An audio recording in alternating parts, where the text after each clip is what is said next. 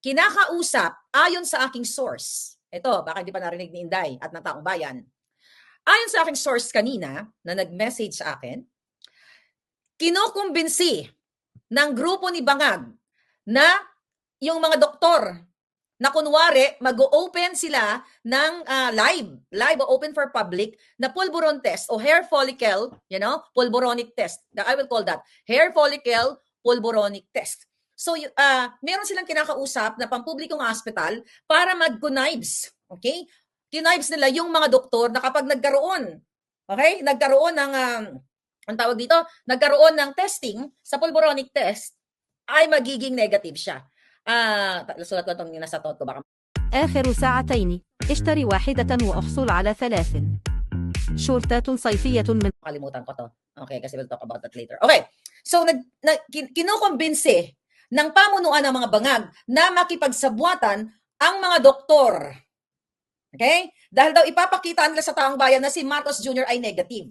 Kaso lang, wala pa sila so far, habang nag-uusap tayo, wala pa silang nakukumbinsi mga kababayan na doktor o na mga doktor. Kasi ayaw i-risk, okay, ng mga doktor yung kanilang profession para mag-sign ng negative result kay Bangag Jr. na open sa public kasi nga ayaw nga nilang masira yung kanilang profession. Pero sabi ko nga, baka pag binayaran niya, unless siguro binayaran niya ng 2 billion para matanggal man ang license, di ba? Nitong doktor na ito dahil nag-take ng oath yan,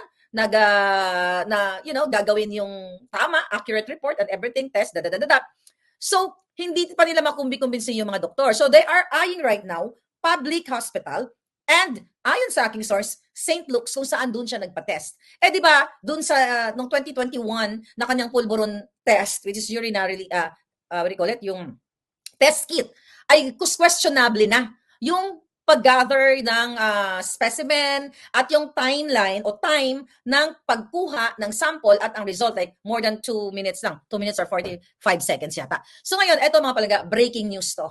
I don't know kung may nag-report na, baka na-report na rin ng ibang ng ating source. So ito yung gagawin nila. They will accept the challenge. Okay? Folks, sorry, okay, if you're listening.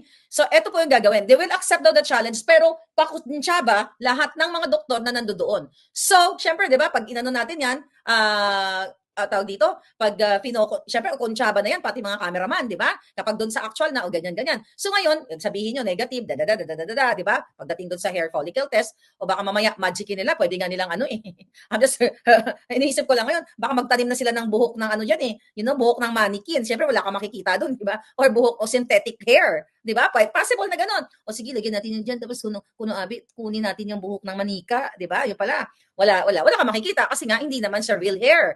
O di ba? Kasi I think how many inch?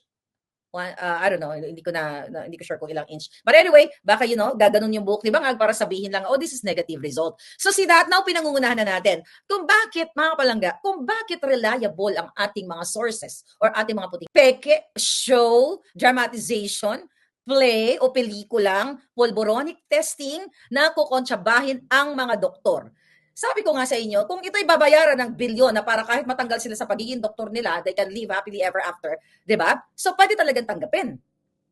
Alam naman natin sa Pilipinas na talagang siguro hindi naman marami, di ba? Kasi, if you will say na maraming mga bayarang doktor, ibig sabihin nun, majority ng mga doktor. But I still respect to these professionals like doctors, medtechs, nurses, some of them are my friends and my classmates, na they're doing their job na para talaga gawin yung tama. Pero ito, kausapin ko ngayon, kayo mga doktor, dahil alam ko na ang gagawin.